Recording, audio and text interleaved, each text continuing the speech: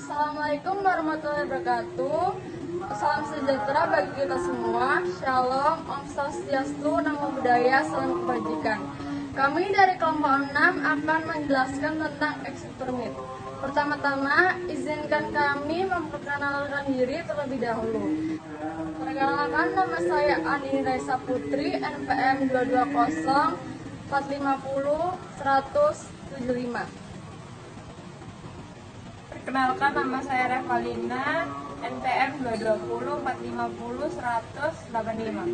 Perkenalkan, nama saya Priyowananto Adi, NPM 220 450 189.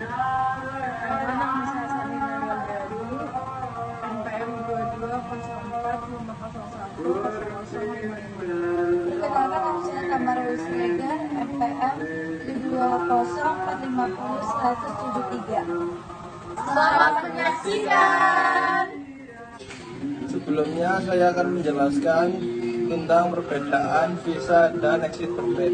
Perbedaan antara visa dan exit permit adalah jika visa merupakan izin bagi seseorang untuk memasuki wilayah tertentu. Sedangkan exit permit adalah bukti masuk dan keluar seseorang dari negara lain yang dibuktikan dengan stempel yang ada pada paspor. Selamat pagi Bu, ada yang bisa saya bantu? Selamat pagi Kak. Jadi kan saya ingin pergi berkunjung ke luar negeri ya, tapi saya tuh nggak tahu apa aja berkas yang perlu saya siapkan. Kira-kira bisa dijelasin nggak? Nah, dokumen yang perlu Ibu siapkan itu ada exit permit atau bukti imigrasi supaya tahu bahwa Ibu itu benar-benar pergi ke luar negeri. Kan ini baru pertama kali ya Kak. Kira-kira bisa dijelasin nggak bentukan exit permit sendiri ini kayak gimana? Bentukannya sendiri itu kayak lampiran kertas biasa ya, yang sudah ditempeli oleh kantor imigrasi sendiri secara resmi, dan juga nanti dilampirkan pada paspor Ibu. Kira-kira masa berlaku exit permit sendiri ini berapa lama ya Kak? Masa berlakunya sekitar 3 bulan atau juga bisa lebih sesuai dengan visa yang Ibu punya. Oke, penjelasannya cukup baik. Oke Kak, makasih atas penjelasannya. Sama-sama Bu. Permisi Kak, saya ingin bertanya, apakah di exit permit ini sendiri hanya memiliki satu jenis saja atau ada beberapa jenis lainnya? Mohon untuk disebutkan. Oke Ibu, saya akan bantu jelasin ke Ibu beberapa jenis exit permit ya. Jadi exit permit ini ada 5 jenis Ibu. Yang pertama ada exit permit diplomatik, yang kedua ada exit permit dinas, yang ketiga ada exit permit biasa, yang keempat ada exit permit only, yang terakhir ada exit permit multiple. Nah, itu kan udah kakak sebutkan. Nah, itu bisa dijelaskan satu persatu nggak Kak? Oke, saya akan bantu jelasin ya Bu. Nah, yang pertama tadi ada exit permit diplomatik kan. Exit permit diplomatik ini dokumen perizinan yang diberikan kepada diplomat atau orang yang digolongkan sebagai diplomat. 2. Itu ada exit permit dinas. Dokumen perizinan yang diberikan kepada pegawai atau pejabat pemerintahan akan tetapi tidak berstatus diplomat. Exit permit ini biasanya dikeluarkan oleh Kementerian Luar Negeri sebagai tanda bahwa seseorang telah memenuhi syarat administratif tugas kedinasan untuk melewati gerbang imigrasi. Yang ketiga ada exit permit biasa. Dokumen ini biasanya diberikan kepada setiap warga negara yang melakukan perjalanan ke luar negeri. Yang keempat ada exit permit only atau IPO. Dokumen ini berisi perizinan yang diberikan kepada warga negara asing atau WNA yang telah tinggal selama 6 bulan atau lebih untuk meninggalkan Indonesia tanpa izin kembali. Nah, yang terakhir tuh tadi ada exit permit multiple, dokumen perizinan yang diberikan kepada warga negara Indonesia untuk beberapa kali perjalanan dalam waktu 6 bulan. Begitu sih Bu, kira-kira penjelasan dari saya. Mungkin jika Ibu kurang jelas bisa ditanyakan kembali kepada saya. Terima kasih atas penjelasan. Karena kakak, saya lebih memahami tentang jenis-jenis exit permit. Oke, sama-sama. Halo Kak, jadi saya ingin bertanya, apakah sebelum membuat exit permit itu sendiri, adakah tahapan-tahapan yang harus kita lakukan? Ya, ada beberapa tahapan permohonan yang harus Ibu lakukan. Yang pertama, Ibu harus mengajukan permohonan melalui petugas yang sudah ditunjuk di lembaga atau kementerian secara online melalui aplikasi Exit Permit. Lalu, Ibu bisa mengisi biodata dan mengunggah segala dokumen yang dibutuhkan melalui aplikasi. Lalu, Ibu hanya perlu menunggu proses verifikasi yang dilakukan oleh Direktorat Konsulat. Jika diterima, Ibu akan menerima notifikasi dari Direktorat Konsulat. Jika ditolak, Ibu hanya perlu melakukan perubahan terhadap permohonan dan mengunggah ulang dokumen sesuai di aplikasi. Setelah itu, Ibu hanya perlu mengambil paspor yang telah ditempel exit permit di tiket pelayanan kekonsuleran dengan membawa dokumentasi. Setelah itu, paspor Ibu siap digunakan. Oh, jadi seperti itu ya. Baik, terima kasih Kak sudah membantu menjelaskan tentang tahapan-tahapan pembuatan exit permit itu sendiri. Halo Kak, aku mau tanya, dokumen-dokumen apa saja yang diperlukan untuk melakukan pelayanan exit permit? Oke, saya akan membantu menjawab ya, dokumen apa saja yang diperlukan untuk pelayanan exit permit sendiri. Jadi yang pertama itu ada surat persetujuan dari Kemensetnek, itu untuk PNS. Terus ada surat pemerintah, itu untuk TNI dan Polri. Atau surat izin fraksi atau komisi dan surat dari Kesekjenan. Itu untuk DPR, DPD, dan MPR. Yang kedua, ada salinan surat keputusan Menteri Luar Negeri. Ini khusus untuk penempatan di perwakilan RI di luar negeri. Yang ketiga, ada surat asli pengantar dari instansi terkait kepada Direktorat Konsuler. Yang keempat, ada fotokopi kartu pegawai atau kartu tanda anggota delegasi cap basah. Yang kelima, ada fotokopi kartu tanda penduduk atau KTP atau kartu keluarga atau KK. Untuk foto paspornya, itu foto diri setengah badan. Jadi itu aja dokumen yang diperlukan untuk pelayanan exit permit. Oke Kak, jadi itu saja yang diperlukannya. Terima kasih sudah membantu menjawab Kak. Siap, sama-sama. Oke, setelah saya sebutkan tadi, saya akan menjabarkan dengan rinci salah satu jenis exit permit, yaitu exit permit only atau IPO. IPO adalah singkatan dari exit permit only, yaitu izin tertulis untuk warga negara asing atau WNA secara sah meninggalkan wilayah Republik Indonesia. IPO digunakan untuk mengurus permohonan baru izin tinggal diplomatik, permohonan perpanjangan izin tinggal diplomatik, permohonan izin tinggal dinas, dan perpanjangan izin tinggal dinas. IPO adalah proses pengembalian dokumen keimigrasian yang menjadi tanda kelegalan akan berakhirnya izin tinggal orang asing di Indonesia. Dokumen syarat untuk mengurus exit permit only, yaitu WNA harus mengurus beberapa dokumen persyaratan. Dokumen-dokumen yang diperlukan untuk mengurus exit permit only diantara lain surat permohonan, surat jaminan, surat kuasa, jika pengurus dikuasakan, mengisi formulir, identitas penjamin, paspor diplomatik atau paspor dinas yang berlaku, dokumen izin tinggal yang masih berlaku, dokumen tiket pulang ke negara asal, notifikasi, RPTKA, DPKK. Seluruh dokumen tersebut harus disiapkan untuk mengurus exit permit only di kantor imigrasi terdekat dengan domisili. Prosedur mengurus exit permit only. Untuk mengurus exit permit only, Anda harus menyerahkan dokumen permohonan ke tugas loket kantor imigrasi atau dengan mengakses laman. Kemudian, petugas akan melakukan cek dan recheck dokumen secara keseluruhan. Jika dokumen sudah lengkap, petugas akan langsung menginput data ke sistem SIM-KIM. Setelah input data selesai, petugas akan menera tanda atau cap IPO atau exit permit only ke paspor milik pemohon.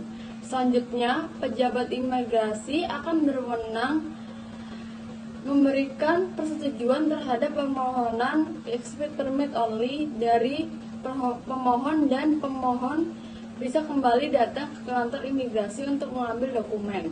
Masa berlaku exit permit only ini sendiri maksimal hanya 30 hari saja, tidak bisa diperpanjang atau dibatalkan.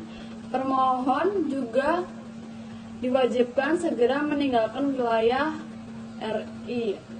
Jika pemohon berniat kembali ke Indonesia, maka ia harus mengurus visa masuk ke Indonesia melalui perwakilan RI di luar negeri. Mengapa kita membutuhkan exit permit only? Exit permit only merupakan penutupan KITAS atau mahasiswa bekerja, investor, keluarga pensiun. Sponsor harus mengajukan exit permit only jika ITAS atau ITAP telah kedaluarsa dan tidak diperpanjang. Tujuan memperoleh exit permit only ini untuk membatalkan KITAS adalah untuk memiliki hubungan yang bersih secara hukum antara Anda dan perusahaan sebelumnya dengan mengembalikan semua dokumen asli kepada pihak yang berwenang. Peraturan ini dapat dijelaskan lebih lanjut sebagai berikut. Yang pertama, ketika orang asing pindah ke perusahaan baru atau berganti sponsor KITAS, exit permit only harus diperoleh sebelum bisa mendapatkan izin kerja baru. Yang kedua, ketika orang asing mengubah jenis KITAS, misalnya dari KITAS kerja menjadi KITAS pensiun, diperlukan exit permit only. Yang ketiga, ketika orang asing mengundurkan diri dari pekerjaan dan tidak akan bekerja lagi di Indonesia, exit permit only harus diserahkan sebelum meninggalkan Indonesia. Tidak masalah jika Anda meninggalkan Indonesia dengan KITAS yang sah dan memutuskan tidak kembali ke Indonesia di masa mendatang. Namun, jika Anda berencana untuk masuk kembali ke Indonesia dan KITAS Anda telah kadaluarsa saat berada di luar negeri, Anda akan dihadapkan pada masalah administrasi keimigrasian. Setelah petugas imigrasi Indonesia mengetahui bahwa KITAS Anda belum dibatalkan dengan exit permit only, saat Anda kembali ke Indonesia, Anda akan ditanyai. Jika tidak, Anda akan ditolak masuk ke Indonesia setiap saat. Kami menyarankan untuk tidak meninggalkan proses exit permit only hingga menit terakhir. Dibutuhkan sekitar 3-5 hari kerja. Setelah dicap, Anda harus meninggalkan negara itu dalam waktu 5 hari. Standar pelayanan penerbitan exit permit only berdasarkan hukum. Pertama, UU nomor 6 tahun 2011 tentang keimigrasian. Kedua, PP nomor 31 tahun 2013 tentang peraturan pelaksanaan. UU nomor 6 tahun 2011 tentang keimigrasian. Ketiga, Peraturan Menteri Luar Negeri nomor 8 tahun 2018 tentang izin tinggal diplomatik dan izin tinggal dinas.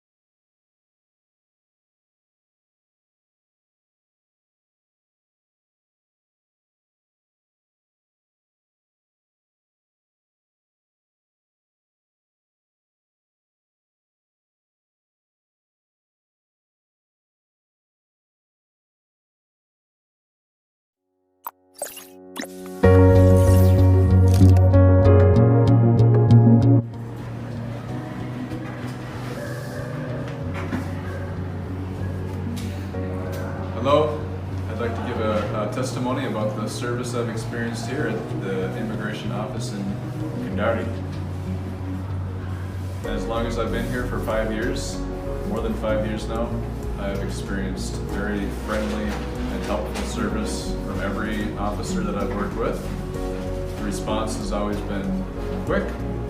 There's always been a readiness to help when I need to be helped out.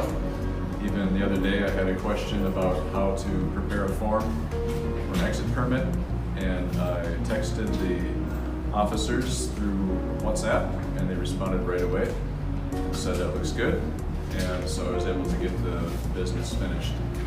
Jadi pelayanan yang saya alami selama ini di Kendari sangat mantap sekali. Setiap kali ada yang perlu dibantu, di sini cepat diresponi. Bahkan melalui WA, kalau ada pertanyaan, saya sampaikan melalui WA. Seperti kemarin, ada pertanyaan tentang salah satu dokumen yang perlu disiapkan. Dan saya tanya ke petugas di sini, dan mereka langsung merespon dan cek dokumen itu, dan bilang sudah oke. Terus orang-orang di sini, petugas di sini selalu sangat ramah dan selalu siap untuk membantu setiap keperluan untuk imigrasi di sini. Saya senang dan sangat puas dengan pengalaman saya dengan kantor imigrasi dan petugas-petugas yang bekerja di sini. Terima kasih banyak atas semua pertolongannya. Thank you very much for all your help as long as I've lived here. Ikeni bersinar. Imigrasi Kendari berkomitmen siap melayani dengan ramah. Sekian penjelasan dari kelompok kami. Wassalamualaikum warahmatullahi wabarakatuh.